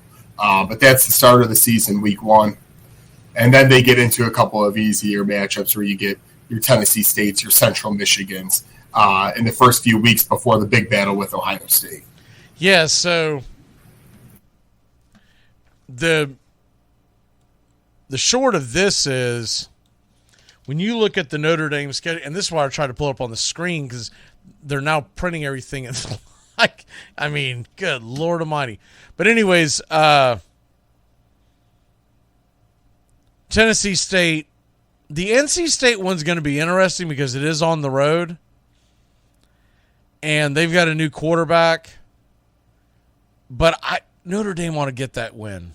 They really should. They ought to be able to win the line of scrimmage. NC State lost some guys. They don't you feel like it would be a huge disappointment if they're not 3-0 heading into Ohio State? Oh, they need to be undefeated. There's no question. They need to get to undefeated before that game because the second half is difficult compared to the first half. They host Ohio State, excuse me. That's on September 23rd. I said 3-0, 4-0. They need to be 4-0, but I looked over the fact that they start against Navy over in Dublin, but they should pound Navy. Correct. They're going to come back. Is the 26th a Saturday? It's got to be, right? It is. August 26th. So your season starts 2 weeks from Saturday. Man, that's awesome. That brings a smile. I'm cheesing now. Then Tennessee State. So it's the next Saturday. You know that's going to be a tough road trip as far as just the travel. Thankfully, they're playing Tennessee State. Tennessee State has put some difficult teams together, but they should beat them. I don't know if he's still there, but you know who the head coach was at Tennessee State for a while. I don't know if I think he's still there. Is Eddie George, because he was Tennessee State when Deion was at Jackson State. Central Michigan, and then Ohio State, and then at Duke, and at Louisville. You're going to head into the USC game on October 14th. And this is a pretty manageable schedule. What you have to worry about realistically if you're Notre Dame: Ohio State, at home against USC, at Clemson. That's it. How wild is it that they're going to be hosting Wake Forest too? Yeah, I wonder. Just funny how the schedule lays out sometimes. But man, I'm just really excited when you say 2 weeks from tonight. I can't wait to get this show on the road. So, looking at what I just laid out here, we're looking at the over/under win total. See what they have at it here. Well, they don't have one up here on the site. Did y'all have a major injury recently? Not that I would be aware of. I get all the alerts. I haven't seen anything on an injury, so that here it is. 2023, 8.5 wins. So that means that they're expecting you to lose to Clemson, lose to Ohio State, lose to USC, and they're expecting you to lose to one more. Which, look, when you consider the fact that they did lose to Stanford last year at home, they're at Stanford this year. They lost to Marshall. I mean, all in all, Notre Dame didn't have a terrible season last year. They recovered very well after that Marshall game. They went 8-4, and I'm showing the win total here. And I got to take the over in that one. What say you? Hey! What say you? Yeah, I mean, of course, a little bit of bias with mine, but I take the over and put them at 10-2. I don't think it's going to get them into the playoff, but I do think it will get them in one of the bigger bowl games. And with 10 wins, my two losses, I'm thinking between Ohio State, Clemson, and USC, two of those end up losses. So that's where I got them at the over at 10 wins. I'll take them at 9-3, and I think they could upset somebody. But you know how this normally works out. You upset someone, you beat someone you ain't supposed to beat, and then someone sneaks up on you. So I'm going to take them at 9-3. I would take the over. I think 8.5 is a little low, but I understand why they have it there because they're assuming those 3 losses. And so really if you went to the window to make the bet would be, can they run the table on the other games, right? So anyways. A little interesting news I was just sidetracked by because I'm a Colts fan. A little bit running back situation. I guess Kareem Hunt left New Orleans before he even worked out to go to Indy, where he's being offered more money by the Indianapolis Colts right now. So he leaves New Orleans before his workout to head to Indy to talk with them. They said Diana Rossini's reporting this, and she's saying they're going to be close to looking at something. So I don't know if that means, Jonathan, if you signed a Kareem Hunt, we already signed a Kenyon Drake. To me, if you bring Kareem Hunt in, I think this Taylor situation is probably ugly to the point where you could see a trade over the next few weeks. Oh, I think that's exactly what you're looking at. If they're bringing in Kareem Hunt, it's because this whole thing. Did you see the report where? Shoot, I forget who's reporting. It was ESPN, but anyways, they're saying that Jonathan Taylor is opting to rehab at home away from the facility. You can't have that. You can't have it. This was the first day at camp where he did not show up at all. I mean, it's already bad enough the last couple weeks when he's there and he has that sauerkraut face, like he doesn't want to be around anybody. But now that he's not showing up to the field at all, it's unacceptable. And let me tell you this: you went from one of the best running backs in football to an injury-riddled year last year. I'm just saying, be careful what you wish for because it's going to get interesting. And if you get let go by the Colts, you better ball out for whoever you play for next because running backs, you could fall off in a hurry. Unless you're Derrick Henry, you don't last forever. Okay, but do you not believe that some of that is you saying that because you're a Colts fan? Oh, but by no means. Here's the thing. Jonathan Taylor's health is still kind of in question. That's why, to me, we haven't given him the contract. He came in.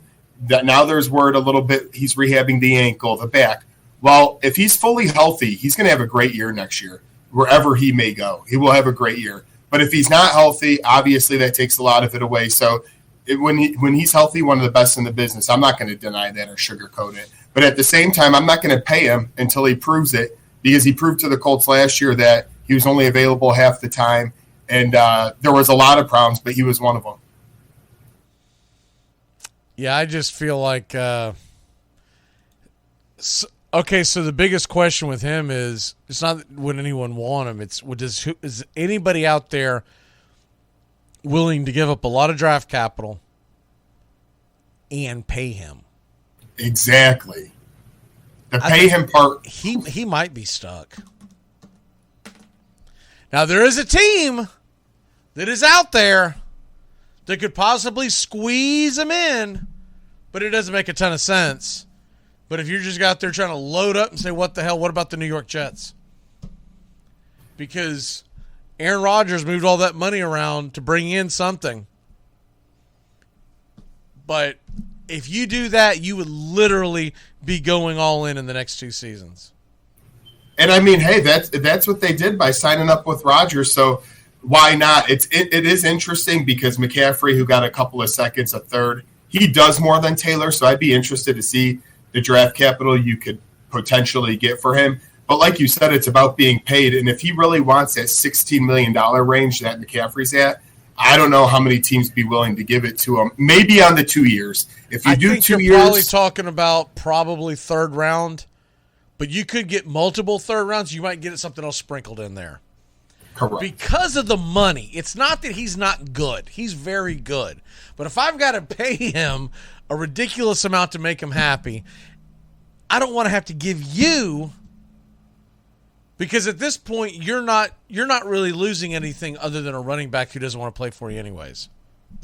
So right, and not to mention we have to pay Michael Pittman and then over the next this season. So he's going to get a big chunk of change from us as well. And if AR-15 goes off, you're going to have to pay him in like 3 seasons, right? So exactly. Yeah. And by the time 3 seasons is up, Jonathan Taylor's prime's over. Running backs, he'll be 28, 29 by then. So if I were the Colts general manager, and by the looks of it, I probably should be, but if I were the Colts general manager,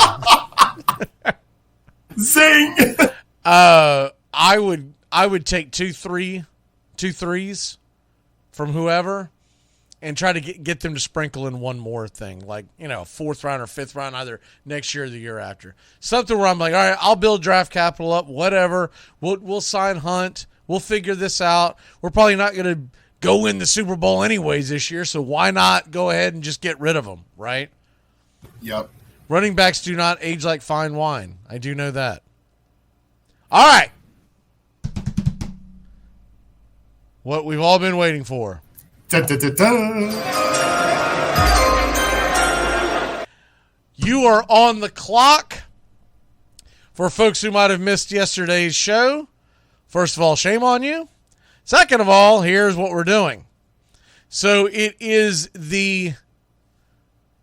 I'm calling it the draft, because we are redrafting college football landscape. It is we're taking every team in college football and we are putting them out there as free agents or in a draft pool. And what we're doing is there will be 4 commissioners, and those 4 commissioners are going to have 16 teams. Those 16 teams, we'll come up with the power system, but it's going to be dealt off of winning. I think we could have fun for this for quite a while. But it's going to be built off of winning. It's going to be built off of what bowls you get, all that kind of stuff. And those 16 teams, it's going to equal, obviously, 64 teams in college football, right? Because we all know, even there's 130-something, there's not 130 really good college football teams. So we're relegating this. And each offseason, I haven't come up with the official amount. I believe I'm going to go with 4. You're going to have the ability to kick 4 teams out, but you don't have to kick 4 teams out. And we'll explain that down the road. That's not important. What you're trying to do right now is just build your best team. And we're also trying to go with try to make it a little. So in other words, I could have grabbed Ohio State. I wasn't going to do it because as a Florida State fan, Joey's a Notre Dame fan, Tone's Penn State, and Bobby a Florida fan. So we've got the Big Ten Conference for Tones. We've got the SEC. We're keeping those names for Bobby. My conference will be called the Dixie Conference, and with Notre Dame, it's the best name I could come up with. Called it the National Conference because Notre Dame is a national brand. That's why I came up with that name. If you can think of something a little better, fair enough. But I didn't want to name it, the Irish Conference. As the next thing you know, next thing you know, we're all drawing up flags and everything. So I'm drinking beer. Yeah, sucker punching people.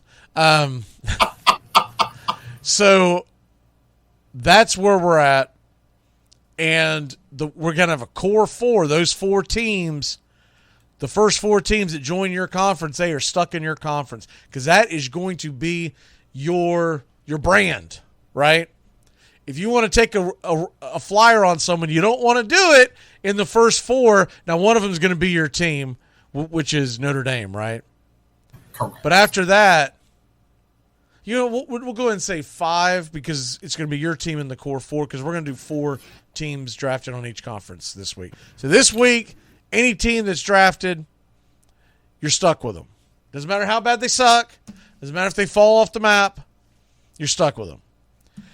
So yesterday, Tones was supposed to be with me with Penn State. He missed the show because y'all got stuck in traffic. So I went ahead and I took that and ran. Bang! And I took my first 2 picks along with Florida State.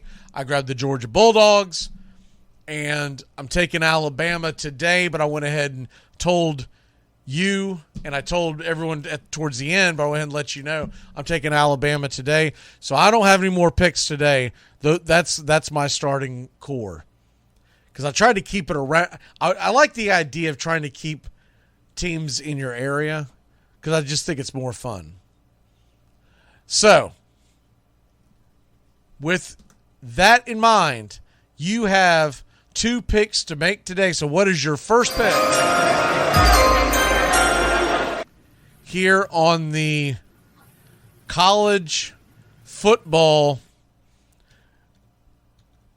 I don't know, I'm going to call it landscape draft. I don't really know what to call it. But we're basically changing the landscape of college football. There's too many teams in what are supposed to be called power conferences.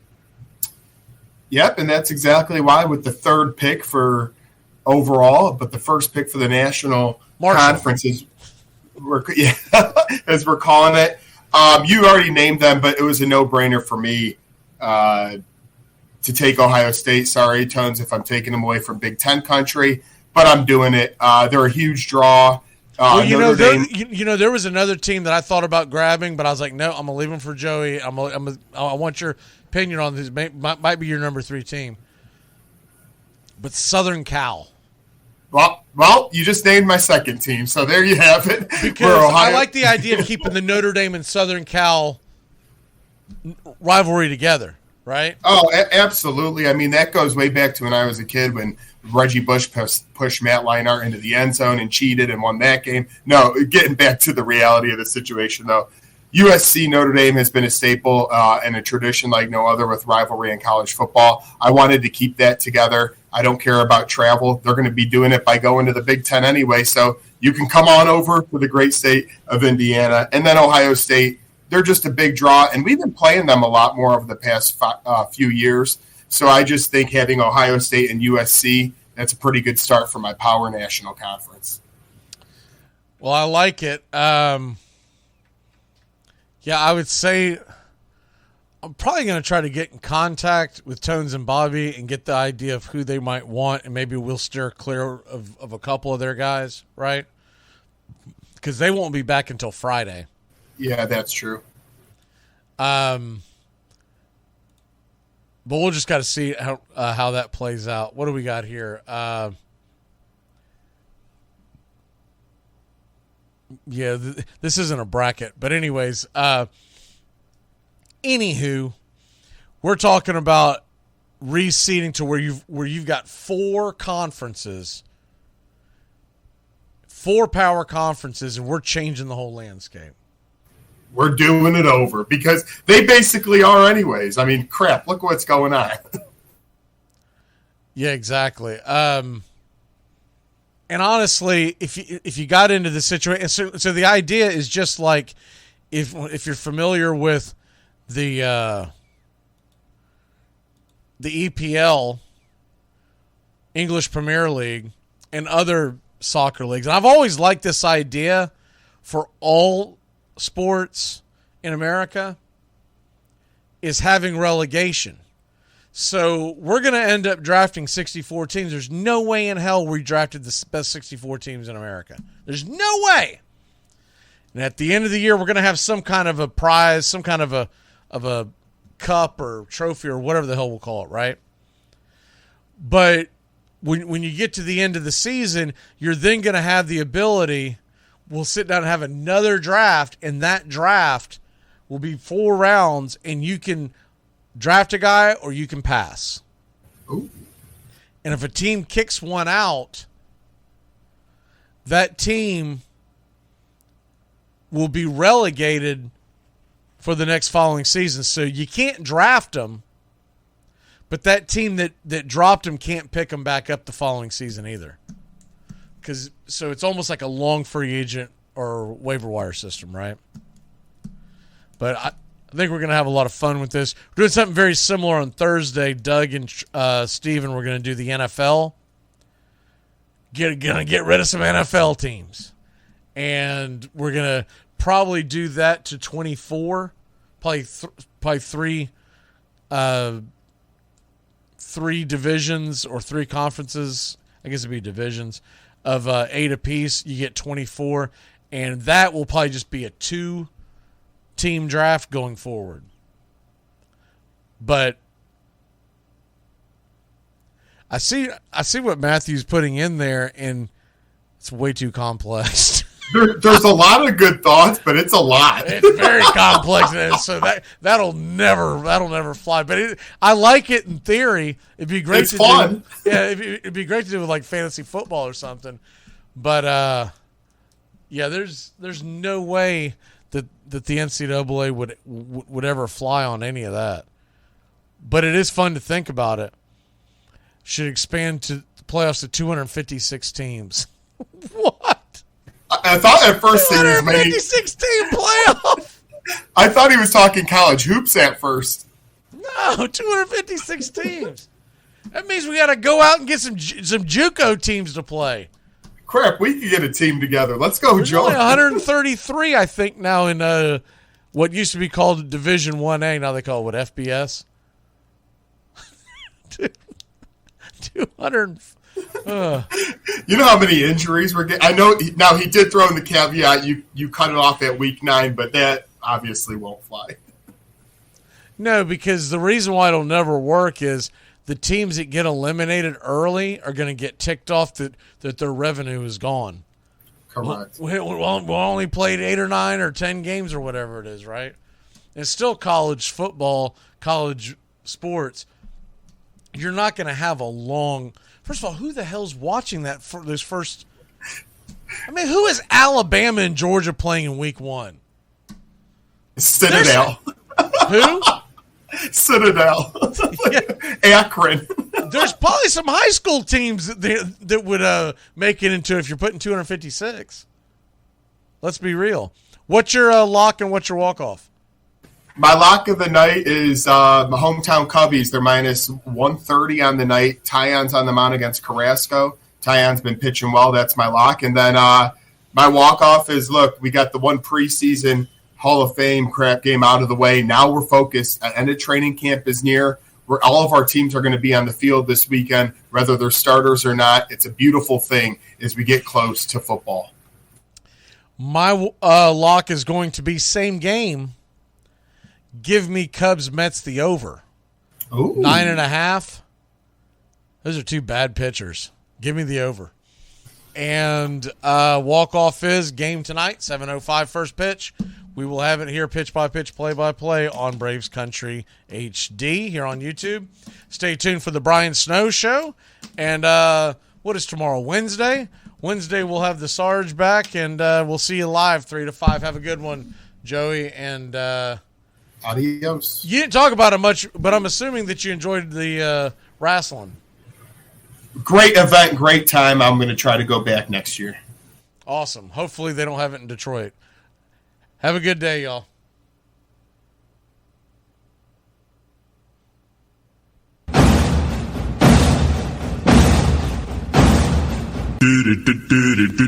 Goodbye, sweetheart. Well, it's time to go. We're back tomorrow with another show. Well, unless we're fired, we'll talk to you then.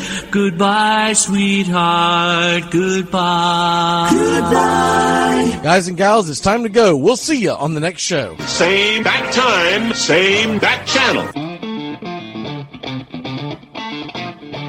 Thanks for listening to Braves Country with Mac McGee and the Armchair Quarterbacks on 99.1 FM WQEE The Key in Noonan, Georgia, and simulcasting on youtube.com/@Braves Country. Braves Country comes your way weekdays 3 p.m. Eastern to 5 p.m. Eastern. Please follow, like, and subscribe today. Armchair Quarterback Radio, your first choice for Southern sports. Something of the 5th of September. She said a lot that I can't remember.